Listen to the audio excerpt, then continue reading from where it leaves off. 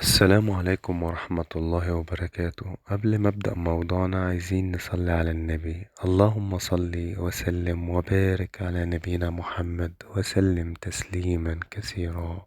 موضوع اليوم عن الشهيد. ايه الأجر اللي بيديه ربنا للشهيد؟ للشهيد عند الله 6 خصال.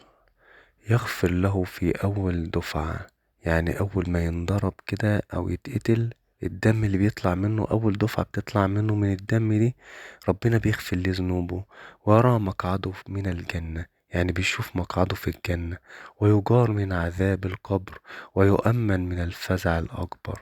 معنى يجار من عذاب النار اللي هو ضمة القبر والصعقة وسؤال الملكين، ويأمنوا ربنا من الفزع الأكبر اللي هي أهوال يوم القيامة.